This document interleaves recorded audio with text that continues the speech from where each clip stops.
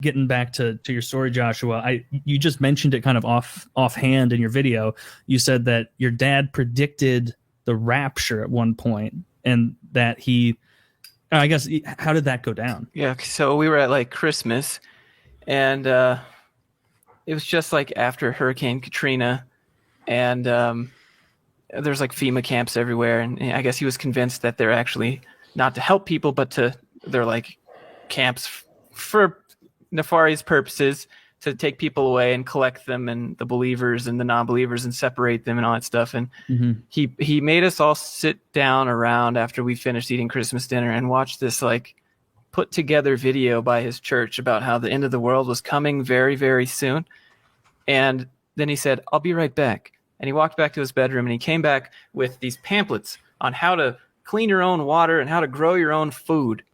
And then he gave it to my family only. Not my aunts, not my uncles, just me, my sister, my mom, and dad, because according to them, we're the ones that are screwed.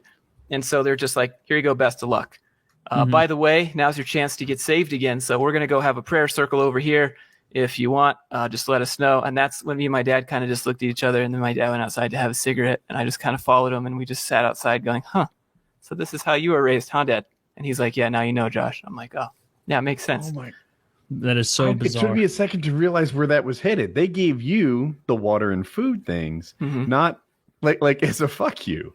Yeah. As a like. Yeah, because you're going to need this while we're eating, delicious lamb in heaven. Yeah.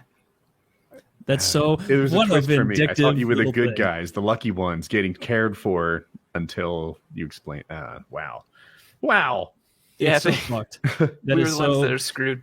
And like that's like one of the most common Bible verses, like even in secular people to know. It's like, you will not know the day or the hour, only your Father in heaven knows, like when Jesus is going to return or whatever. Like, so none of those predictions make sense. Even if you're like religious as shit, you shouldn't be predicting the rapture. How many people wasted their lives because they thought that like this was this minuscule fraction compared to eternity in the afterlife? How many people wasted their lives and didn't live them to the fullest because of this nonsense?